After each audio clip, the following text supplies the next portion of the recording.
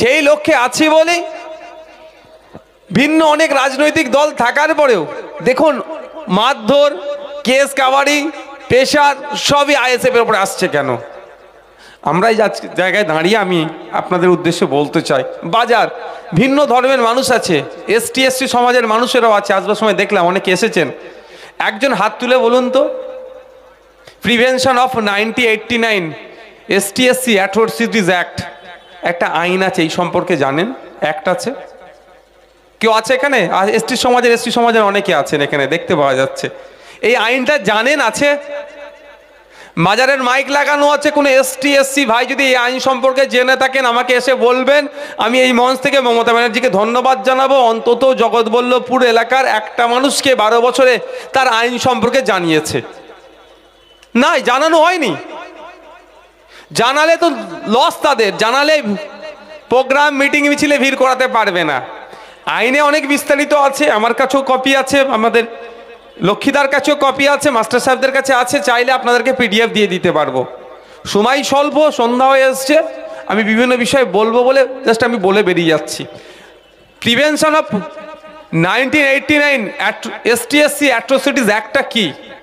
দলিত আদিবাসী ভাইদের জন্য স্পেশাল আইন তৈরি করা হয়েছে। অনেক কিছু ফ্যাসিলিটিস আছে ওর মধ্যে, জাস্ট আমি একটা বললে বুঝতে পারবেন। আমার দলিত আদিবাসী ভাইদের যখন আইনের প্রয়োজন হয়, ওই আইনের বলে বিনামূল্যে সরকারকে উকিল বা অ্যাডভোকেট প্রোভাইড করতে হবে। আমার একটা আদিবাসী দলিত ভাই বলুক এই আইন সম্পর্কে তারা জানে?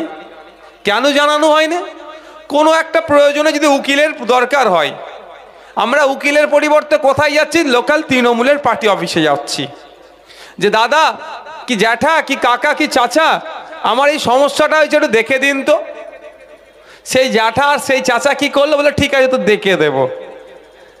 গিয়ে ওর বলে ঠিক আছে তো দেখে দেবো, পরে তোর সাথে কথা বলছি। ঘটনাচক্রে রবিবারে তাদের একটা মিটিং আছে। ও কাকা জ্যাঠা ফোন করে বলে তুই অমুক কাজের জন্য এসেছিলিস তো? বলবে হ্যাঁ আমি এসেছিলাম। ঠিক আছে, রবিবারে আমাদের দাদা দিদি ওই জায়গায় প্রোগ্রাম করতে এসছে, তুই একটু চলে আসিস তো। এ বেটা ভাবছে আমার সমস্যা আমি পড়েছি, যদি না যাই সমাধান হবে না। তাহলে সমাধান তো করবে না, উল্টে আপনাকে দিয়ে ভিড় বাড়াবে প্রোগ্রামে।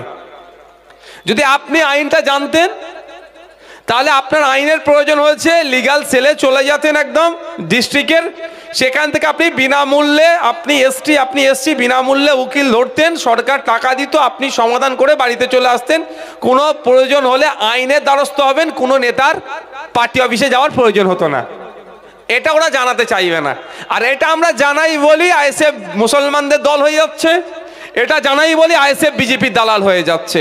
আমি ছুটে চলে গেছিলাম চোপড়াতে। কেন?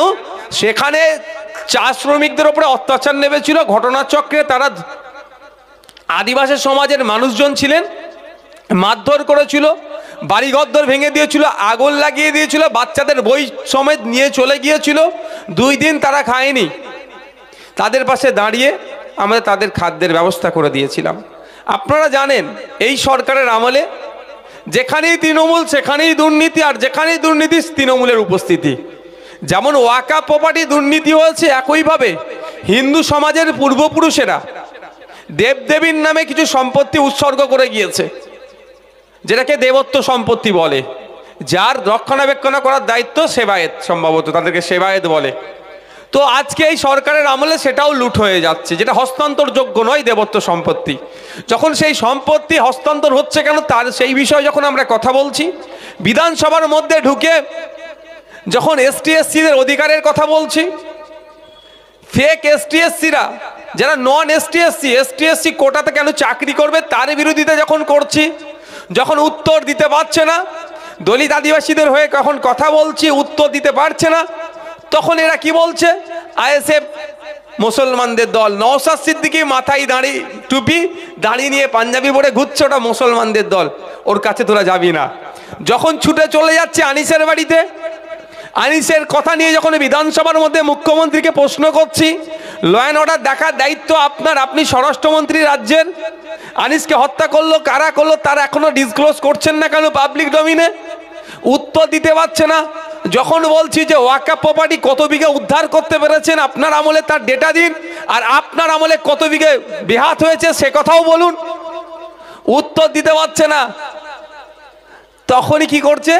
আর সাথে সাথে এটাও বলবো, রমজান মাসে সন্ধ্যার সময় এসে ঘুমটা দিয়ে হোক আর মাথায় নকল টুপি পরে হোক এসে ইফতার করতে বসে যাচ্ছে, কিন্তু সারা দিন যিনি রোজায় আছেন, যে ফলটা এমনি সময় যে দাম ছিল রমজান মাসে 3 গুণ দাম বেড়ে যাচ্ছে, সেই ফলের দামটা কমানোর কথা যখন বিধানসভার মধ্যে বলছি, শুধু তাই নয়, রমজান মাসের সাথে সাথে বর্ধমান বীরভূমের দিকে হিন্দু সমাজের একটা ধর্মীয় উৎসব হয়, সেই সময় ফলের কিন্তু অতিরিক্ত দাম হয়ে যায়। এই দাম যখন কমানোর কথা বলছি তখন আমরা কি হয়ে যাচ্ছি, বিজেপি দালাল হয়ে যাচ্ছি। যাব কোথায় ভাই বলুন আপনারা? এটা কি বলা ছেড়ে দেব?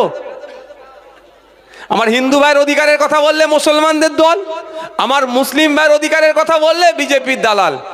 ব্যাপারটা হচ্ছে এরা চাই সব সময় আপনাকে আমাকে মূর্খ করে রাখা, আপনাকে আমাকে জানতে দেবে না, না জানতে দেওয়ার ফলে এরা লুট করে নেবে। আজকে আপনারা জানেন স্পেশালি ডিপার্টমেন্ট আছে, স্পেসিফিক ডিপার্টমেন্ট আছে ট্রাইবালদের ডেভেলপমেন্টের জন্য, ব্যাকওয়ার্ড ক্লাস যারা আছে তাদের ডেভেলপমেন্টের জন্য মিনিস্ট্রি আছে, মাইনরিটিদের ডেভেলপমেন্টের জন্য মিনিস্ট্রি আছে, কিন্তু দিনের শেষে সেটা কি কাজ করে? আপনার এলাকায় খুঁজলে দেখতে পাবেন আদিবাসী দলিতদের উন্নয়নের জন্য যে টাকা বরাদ্দ হচ্ছে সেটা কোথায় যাচ্ছে? খেয়ে নিচ্ছে।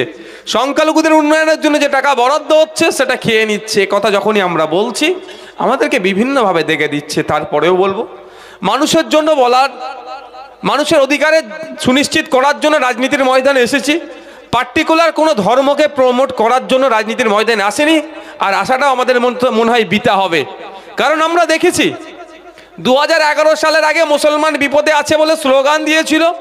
পশ্চিমবাংলার মুসলমানরা ভাবলো হয়তো এবার সাচার কমিটি যে সুপারিশগুলো আছে সেটা বাস্তবায়ন হয়তো মমতা ব্যানার্জি করতে পারে। খুব দুহাত ভরে ভোট দিলেন, জিতিয়ে নিয়ে আসলেন। 12 বছরে কি করেছে? এখানে মুসলিম সমাজের যারা আছেন একটু বলবেন, 12 বছরে আপনার এলাকার বুথে একটা কোনো নতুন শিক্ষা প্রতিষ্ঠান হলে হাত তুলে বলতে পারবেন? আমার তো মনে হয়নি, কিন্তু আমি দায়িত্ব নিয়ে বলতে পারি, বুথে বুথে খোঁজ নিয়ে দেখুন, দেয়াল লটারি ঢুকিয়ে দিয়েছে, লিগাল ইলিগাল মদের দোকান, গাঁজা চাষ বুথে বুথে করে দিচ্ছে এই 12 বছরে। এটা সরকার করছে। আর যারা এসটি সমাজের আছেন, যারা এসসি সমাজের আছেন তারা একইভাবে ভুগছে। যারা বঞ্চিত মানুষ, পিছড়ে বর্গের আছেন, খোঁজ নিয়ে দেখুন, তাদেরকে শুধু ওই আমি দলিতকে ভালোবাসি, আমি আদিবাসীকে ভালোবাসি, আমি মুসলমানকে ভালোবাসি, শুধু ভালোবাসাই দেওয়া হচ্ছে। দিনের শেষে মানুষ উপকৃত হচ্ছে না, ওই ভাইপো উপকৃত হয়ে যাচ্ছে। এতটা বেশি সম্পত্তি করে ফেলেছে, বলছে নজিরবিহীন ঘটনা, ভারতবর্ষের ইতিহাসে এ ধরনের ঘটনা নাই যে কোনো এক বিচারপতি তার কোর্টের বাইরে এসে কোনো একটা এমপিকে বলছে উনি কি ওনার সম্পত্তির হলফনামা জমা দেবেন। মানে এত লুট করেছে বলতে বাধ্য হচ্ছে বিচারপতি। লাভ কার হচ্ছে? 2011 সালে যিনি বলেছিলেন মুসলমান বিপদে আছি, বিপদ থেকে উদ্ধার করবার নাম করে যিনি ক্ষমতায় আসলেন, মুসলমানদের তো উদ্ধার হলো না, বরঞ্চ তলানিতে চলে যাচ্ছে। লাভবানটা কে হলো? ভাইপো হয়ে গেল। 2014 সালের আগে হিন্দুরা বিপদে ছিল, বিজেপি সরকার, মোদিজি বলছিলেন, স্লোগান দিচ্ছিলেন হিন্দু খাতরে মে হ্যায়। বাস্তব বলছি, আমি ভেবেছিলাম হয়তো হিন্দু ভাইরা অন্তত কোনো একটা কমিউনিটি একটু বাঁচুক, সবাই তো আমরা বঞ্চিত হচ্ছি।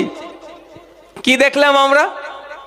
আজকে 10 বছর হতে যাচ্ছে, পেট্রোল ডিজেল সহ নিত্য প্রয়োজনীয় জিনিসের দাম, গ্যাসের দাম, হিন্দু ভাইকে বাঁচাতে আসলো। আমার হিন্দু ভাই যদি এই পাম্পে গিয়ে বলে আমি হিন্দু, সে কি 60 টাকায় পেট্রোল ডিজেল পাচ্ছে? তো নিশ্চিতভাবে পাবে না।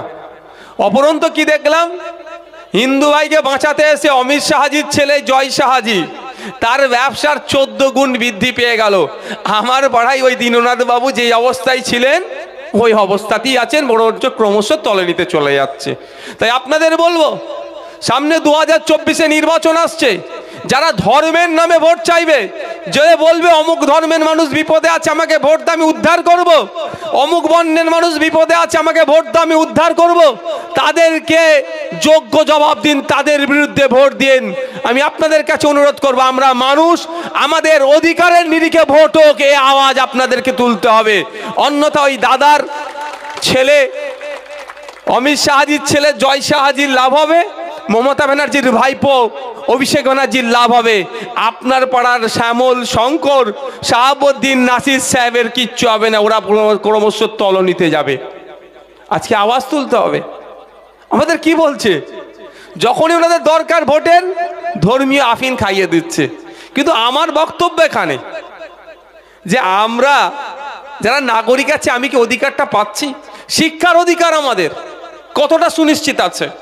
যারা আছেন এখানে আপনারা বলুন, আপনার এলাকার প্রাইমারি স্কুলগুলোতে গিয়ে দেখবেন, বড় স্কুলে যেতে হবে না, হাই স্কুলে যেতে হবে না, আপনি প্রাইমারি স্কুলে গিয়ে দেখুন আপনাদের সন্তানগুলোর বুনিয়াদী শিক্ষা যেখান থেকে হয়, যেখান থেকে বেশ তৈরি হয়, সেই শিক্ষা প্রতিষ্ঠানগুলোর অবস্থা দেখুন। 400টা ছাত্রছাত্রী আছে, 3টে কি 4টে টিচার আছে, যেই ঘন্টা দিচ্ছে সেই তালা খুঁজছে, সেই পড়াচ্ছে, আবার সে পরে তালা বন্ধ করে বাড়ি যাচ্ছে। কিন্তু কি হচ্ছে, 4টে টিচারে 400 ছেলেকে কন্ট্রোল করতে পারবে তো? কিন্তু আমি যখন প্রশ্ন করছি, ওই তো বলছে লক্ষ্মীর ভান্ডার দিচ্ছি। আমি প্রশ্ন করছি, সরকারি হসপিটালগুলোর বেহাল দশা কেন? ঠিকমতো ট্রিটমেন্ট হচ্ছে না, কিছু হলেই রেফার করে দিচ্ছে, পর্যাপ্ত পরিমাণে ডক্টর নাই, নার্স নাই, সাপোর্টিং স্টাফস নাই, মেডিসিন নাই। যখনই এ প্রশ্নগুলো করছি তখনই উত্তর দিচ্ছে ওই তো লক্ষ্মীর ভান্ডার দিচ্ছি। যখনই চাকরির কথা বলছি লক্ষ্মীর ভান্ডার, স্বাস্থ্যের কথা বললে লক্ষ্মীর ভান্ডার, যা কিছু বলছি ঘুরিয়ে নিয়ে এসে সেই লক্ষ্মীর ভান্ডারে দাঁড় করিয়ে দিচ্ছে।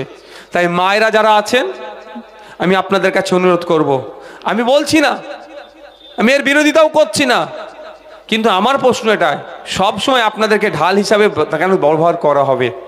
আপনারা আওয়াজ তুলুন যে 500,000 পরে হবে, ব্লক হসপিটালটাকে অন্তত সুপার স্পেশালিটি হসপিটাল বানিয়ে দেওয়া হোক, এই আওয়াজটা তুলুন। 500,000 পরে হবে, এই আওয়াজ আপনাদেরকে তুলতে হবে।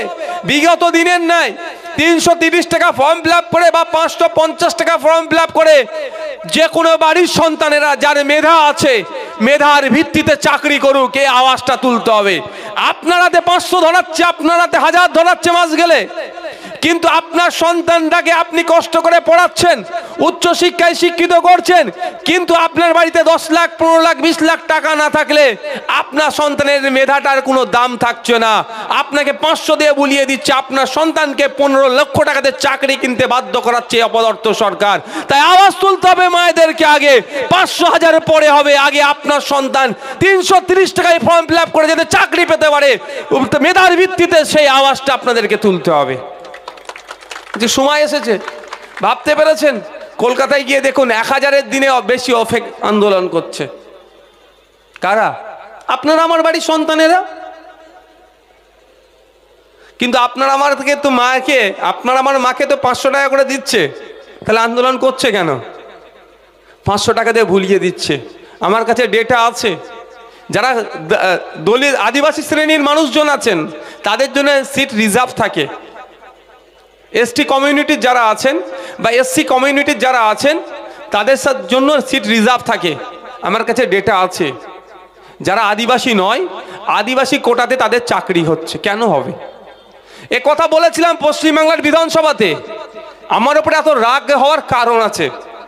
আমি প্রশ্ন করেছিলাম মাননীয় মন্ত্রীকে, একটা অ্যামেন্ডমেন্ট করলো, নতুন বিলের সংশোধনী করলেন, তখন আমি কিছু কোশ্চেন রেখেছিলাম। বিলটা কি এনেছিলেন যে অ্যামেন্ডমেন্ট সংশোধনী বিলটা কোনো অবৈধ বা মিথ্যা বা কোনো ফেক ST/SC সার্টিফিকেট, হয়তো কারো ST/SC সার্টিফিকেট বাতিল হয়েছে, তাকে আরও 90 দিন সরকার টাইম দেবে, ওই 90 দিনের মধ্যে রিঅ্যাপ্লিকেশান করতে পারে। যারা SC/ST কমিউনিটির আছে একটু ভালো করে বুঝুন। এখন আমি যদি ডুপ্লিকেট করি, আমি SC হতে চাই সার্টিফিকেটে, বাই সার্টিফিকেট, আমি যদি ডুপ্লিকেট বাই সার্টিফিকেটে ST হতে চাই, তাহলে আমার কাগজপত্রই ভুল থাকবে তো? যারা বংশ পরম্পরা ST/SC তাদের কাগজে ভুল হবে না, কিন্তু সরকার 90 দিন টাইম দিচ্ছে।